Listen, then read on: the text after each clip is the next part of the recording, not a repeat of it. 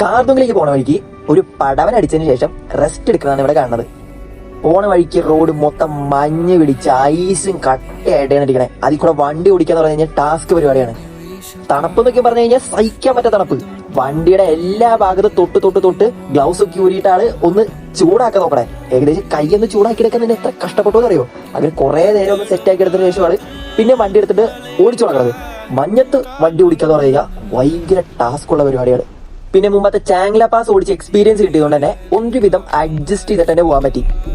എന്നാലും പിന്നെയും പടവനടിച്ച് വീണതിന് ശേഷം വണ്ടി പൊക്കാനാണ് ഏറ്റവും വലിയ ടാസ്ക്. കാരണം എന്ന് വെച്ച് കഴിഞ്ഞാൽ വണ്ടി പൊക്കാനായിട്ട് നോക്കുന്ന സമയത്തേക്കും വണ്ടി തന്നെ തെന്നിപ്പോയിക്കൊണ്ടിരിക്കുന്ന ഒരു അവസ്ഥയായിരുന്നു. ഒരു 2-3 പ്രാവശ്യം ട്രൈ അടിച്ച് കഴിയുമ്പോഴേക്കും വണ്ടി തന്നെ തെന്നിപ്പോയിക്കൊണ്ടിരിക്കുകയാണ്. എന്റെ കാലിന്റെ ഗ്രിപ്പ് കിട്ടണ്ടേ, എങ്ങനെയൊക്കെയോ വണ്ടി പൊക്കി സെറ്റ് ആക്കിയിട്ടാണ് പിന്നെ യാത്ര തുടങ്ങിയത്.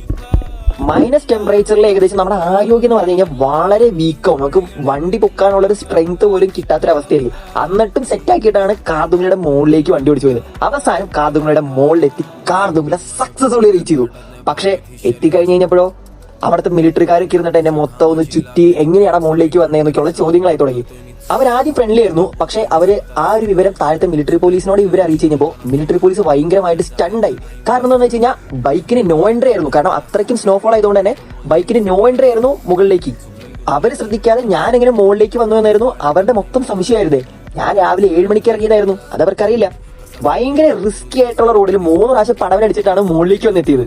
എന്നിട്ട് എന്നോട് പറഞ്ഞു അവിടെ വെയിറ്റ് ചെയ്യാൻ പറഞ്ഞു. അത് കഴിഞ്ഞ് ഞാൻ അവിടെ വെയിറ്റ് ചെയ്ത് കഴിഞ്ഞ് പറഞ്ഞു ഒരു ചായക്കും കുടിച്ചിട്ടൊന്ന് വാമായിട്ടിരിക്കും, താഴത്തേക്ക് മിലിറ്ററി പോലീസ് എത്താനായിട്ട് ഇത്തിരി സമയം എടുക്കും, കാരണം റോഡ് ഇത്തിരി റിസ്കിയാണ്.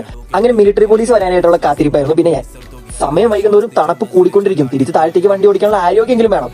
പക്ഷെ അവര് വരാതെ എനിക്ക് പോകാനും പറ്റൂല. പിന്നെ കുറെ സമയം കഴിഞ്ഞ് കഴിഞ്ഞപ്പോൾ മിലിറ്ററി പോലീസ് വന്നു. മിലിറ്ററി പോലീസ് വന്നതിന് ശേഷം പിന്നെ കഥ മൊത്തത്തിൽ മാറി. പിന്നെ ചോദ്യം ചെയ്യലായി, എങ്ങനെ എത്തി, ശകാരമായി, ഇത്രയ്ക്ക് റിസ്കി ആയിട്ടുള്ള റോഡിൽ എങ്ങനെ വണ്ടി ഓടിച്ചെത്തി എന്നുള്ളൊരു സംശയമായി. കുറെ ഒരു ഇന്ററാഗേഷൻ ആയിരുന്നു. അതിനുശേഷം പിന്നെ പറഞ്ഞു തിരിച്ച് ഞാൻ പോട്ടെ എന്ന് വെച്ച് കഴിഞ്ഞപ്പോൾ തിരിച്ചു പോകാൻ പറ്റില്ല എന്ന് വരെ പറഞ്ഞു. സംഭവം എന്താണെന്ന് വെച്ച് കഴിഞ്ഞാൽ ഇത്രയ്ക്കും തെന്നലുള്ള റോഡിൽ ഇനി താഴത്തേക്ക് ഇറങ്ങി പോയി കഴിഞ്ഞാൽ ചിലപ്പോൾ ഇതിനേക്കാളും വലിയൊരു റിസ്കി ആയിരിക്കും. കാരണം മലയിൽ തന്നെ താഴത്തേക്ക് വീഴാനുള്ള സാധ്യതയുണ്ട്. അതുകൊണ്ട് തന്നെ ഞങ്ങളൊരു വണ്ടി അറേഞ്ച് ചെയ്യാം. അപ്പോൾ ആ വണ്ടിയിലേക്ക് ബൈക്ക് കയറ്റിയിട്ട് താഴത്തെ ചെക്ക് പോസ്റ്റ് വരെയെങ്കിലും നീ കൊണ്ടുപോകണം. അങ്ങനെയാണെങ്കിൽ മാത്രമാണ് ഇവിടുള്ളൂ എന്ന് പറഞ്ഞു. പിന്നെ അവർ പറയുന്നതല്ലാതെ നമുക്കൊന്നും ചെയ്യാൻ പറ്റില്ല. അപ്പോൾ അവസാനം സമ്മതിക്കേണ്ടി വന്നു. അങ്ങനെ ഒരു പിക്കപ്പ് അവർ അറേഞ്ച് ചെയ്ത് തന്നു. അതിൽ കൂടെ തന്നെ പാസ് ചെയ്ത് പോകുന്ന ഒരു പിക്കപ്പ് ഉണ്ടായിരുന്നു. ആ പിക്കപ്പ് അറേഞ്ച് ചെയ്ത് തന്നു. ആ പിക്കപ്പിലേക്ക് ബൈക്കും കയറ്റി അങ്ങനെയാണ് കാർദുങ്ങിലെ താഴത്തെ ചെക്ക് പോസ്റ്റിലേക്ക് എത്തിയത്. അങ്ങനെ താഴത്തേക്ക് എത്തി ബൈക്ക് അവിടെ നിന്ന് ഇറക്കി. അവിടെയും കുറച്ച് ചോദ്യം ചെയ്യലും ശകാരമൊക്കെ ആയിരുന്നു. അതിനുശേഷം തിരിച്ച് ലേയിലേക്ക് പോവാണ്.